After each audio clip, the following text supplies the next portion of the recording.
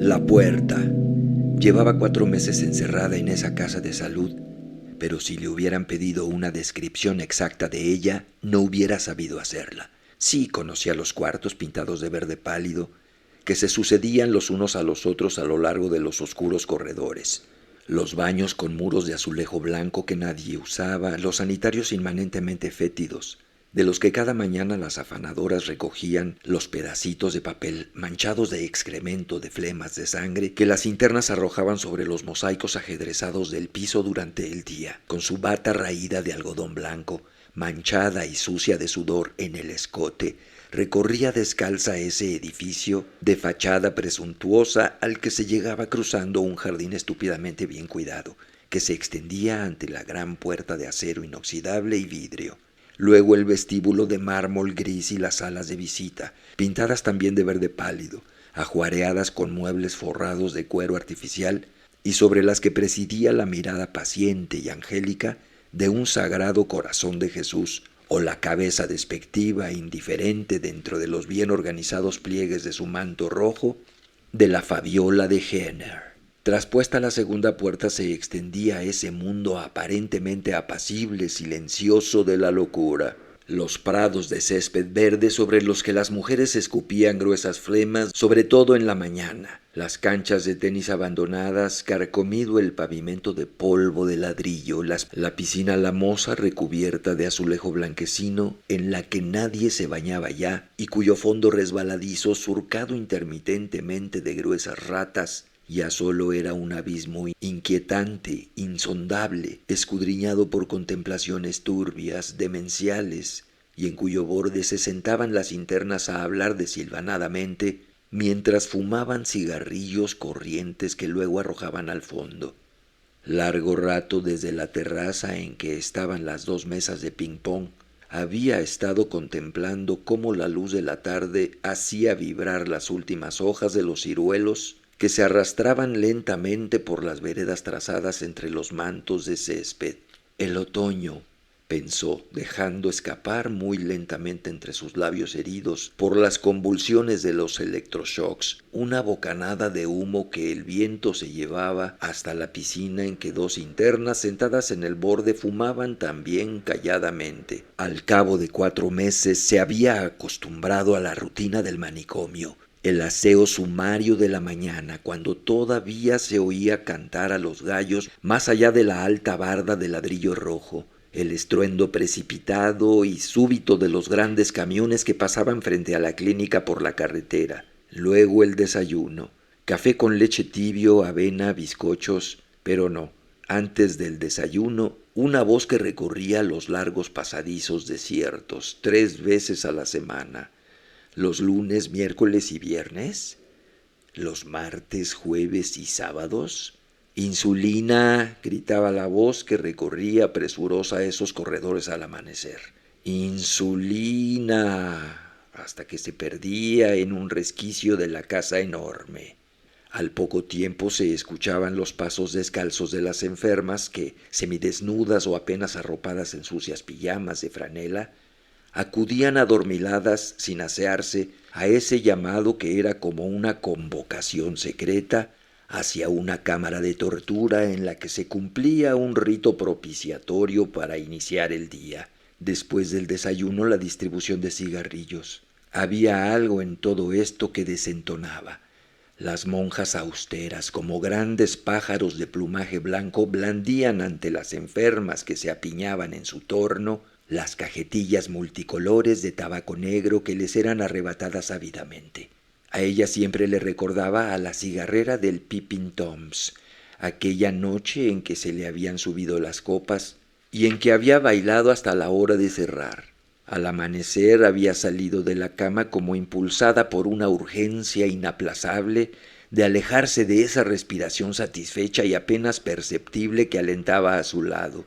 Se había dirigido a la ventana y había descorrido las cortinas. La ciudad, cubierta de niebla gris, se extendía interminable ante sus ojos y tuvo la sensación, por primera vez en su vida, de que aquel era un día marcado, un día en que el alba grisácea opresiva perduraría para siempre. Largo rato permaneció junto a la ventana viendo la calle desierta. Encendió un cigarrillo. Peeping Toms, música y baile. Todas las noches, 2 orquestas. Depositó el cerillo consumido en el reborde de la ventana. Por su mente cruzaron fugazmente las palabras de aquella canción. Acércate más y más y más, pero mucho más. Su boca balbuceó casi imperceptiblemente esas palabras. Come closer to me. Y el vidrio de la ventana se empañó con su aliento cálido. Con la punta del dedo sobre el vaho, trazó sus iniciales en letras de imprenta. JHS, el monograma de Cristo. Esa imagen era quizá la última que recordaba con claridad en su vida anterior. Lo demás eran solo fragmentos informes. Tenía la sensación de que había ido hasta la recámara de su hijo y lo había mirado dormir, de que se había sentado en el borde de la cama, de que, agitada febrilmente, había vuelto a su cuarto. El camisón de seda había resbalado por sus hombros a lo largo de su talle y de sus piernas. Desnuda se tendió en la alfombra, sintió frío y, apoyando la cabeza sobre las rodillas, abrigándose el pecho con las manos alargadas y blancas, se había abandonado unos instantes a la sensación excitante que su cabello suave le producía rozando sus muslos ateridos. Luego sintió cómo su saliva y sus lágrimas silenciosas le resbalaban por los senos y por las piernas hasta el pubis. Eso era todo, no podía recordar nada más. El otoño, volvió a pensar. Una ráfaga fría trataba empecinadamente de arrancar las últimas hojas al follaje de los ciruelos y de las jacarandas. Las hojas caían como una lluvia de oro sobre el césped. El viento jugueteaba todavía unos instantes con ellas antes de empujarlas, como si fuera con una tenacidad imperceptible hasta la piscina. Dejó de pensar en la rutina de todos los días que había pasado allí. A lo largo de esos 4 meses, lo único significativo era el recuerdo de su hijo, un ser que ahora le era lejano y ajeno, y la esperanza que solía renacer a cada instante, la esperanza de salir de ahí o de que, cuando menos, alguien viniera a visitarla, una esperanza totalmente infundada. Lanzó la última bocanada de humo y trató de arrojar el cigarrillo consumido a la piscina, pero no lo logró. El cigarrillo humeante todavía cayó a unos pasos del borde y el viento lo atizaba sin moverlo, arrancándole agitadas y pequeñísimas humaredas. Se puso de pie y se dirigió a su cuarto. Después de cruzar los corredores oscuros, la sucesión de puertas entreabiertas detrás de las cuales se escuchaban a veces canciones populares salidas de los radios de transistores, imprecaciones apenas balbucidas, conversaciones informes plagadas de palabras obscenas, gemidos producidos por las convulsiones. Llegó hasta su pequeño cuarto de paredes desnudas pintadas de verde pálido, un color como el de los cadáveres, y se tendió en la cama. Instintivamente se llevó las manos cruzadas al pecho como si tratara de cubrir sus senos desnudos. Muchas veces se tendía así para pensar en su esperanza que poco a poco se le había ido muriendo, pero siempre cruzaba las piernas a la altura de los tobillos para no parecer un cadáver. Una superstición que ella había inventado desde que era niña.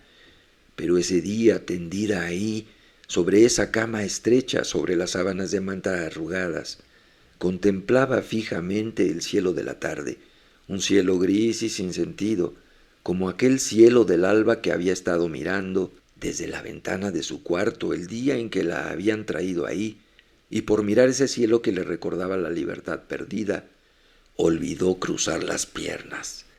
Se percató al cabo de un rato de que yacía sobre esa cama un cuerpo quieto, inanimado, que era el cuerpo de ella, su cadáver.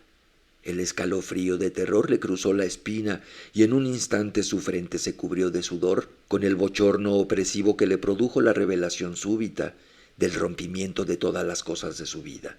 Todo en ese momento le fue ajeno, menos ese cuerpo blanco, suave, doliente que yacía sobre la cama sucia como un objeto deteriorado y sin sentido. Trató de pensar en otra cosa, pero a su mente no acudió más que una sola imagen, la de la puerta. Esa puerta formaba parte del misterio de la casa de descanso. Al final de un largo pasillo se erguía como una barrera infranqueable, un sexo secreto e inviolado. ¿Cuántas veces en su afán por dirimir las horas caminando a lo largo de aquellos corredores, en las tardes de lluvia, había llegado hasta ella sin explicarse ese término violento de la continuidad del pasillo que representaba la puerta? ¿Hubiera osado abrirla? No.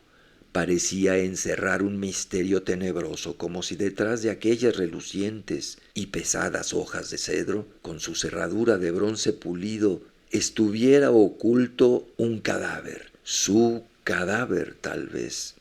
En las noches había llegado a soñar con esa puerta, pero ni los sueños le habían revelado su misterio. Se había soñado perseguida, unas veces por el médico del establecimiento, cuya bata blanca y almidonada adivinaba cruzar como una aparición siniestra por entre los corredores, siguiéndola hasta el último confín de la casa, amenazándola con un pequeño bisturí que relucía en la penumbra.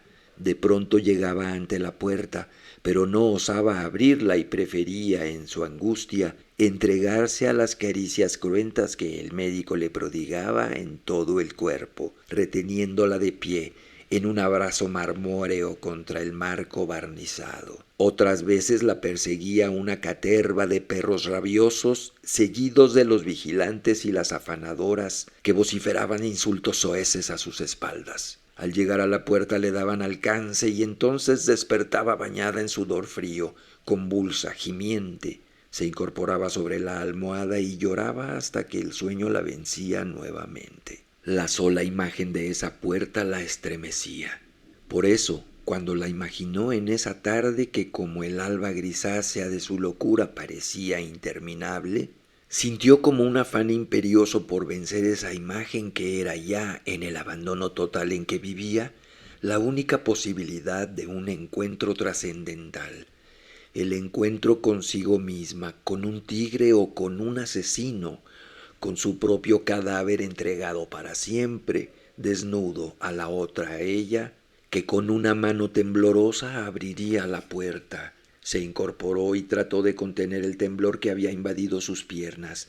Miró una vez más hacia la ventana. El atardecer era un enorme paño gris que la cegaba. Sus manos recorrieron agitadas la carne de su cuello y de sus senos, como buscando en el ritmo de su respiración convulsa una vez más la certidumbre de su cuerpo que, pensó, era lo único que aún le pertenecía. Oprimiendo sus sienes se puso de pie y luego se dirigió al pasillo. Volvió la cabeza a un lado y otro. El sol de la tarde se colaba en pequeños manchones intermitentes de luz mortecina a lo largo del corredor. Al fondo estaba la puerta, apenas visible en la penumbra. Una carcajada demente llegó, saliendo de uno de los cuartos hasta donde ella estaba, pero la música de los radios como que se había ocultado y solo el silencio, el agitado palpitar de su corazón abrumado por el imperativo de su angustia se escuchaban. Corrió y al llegar ante la puerta se detuvo jadeante. Se sentía desfallecer. Cerrando los ojos trató de recobrar el aliento. Alargó la mano temblorosa hasta tocar la cerradura reluciente y fría. Volvió a abrir los ojos y a mirar su mano que, como la garra de una arpía, retenía epilépticamente la bola de bronce. «Come closer to me», sonaron las palabras zumbando en sus oídos. Haciendo acopio de todas sus fuerzas, dio vuelta a la manija y tiró. Un rostro la miraba fijamente desde ese resquicio sombrío.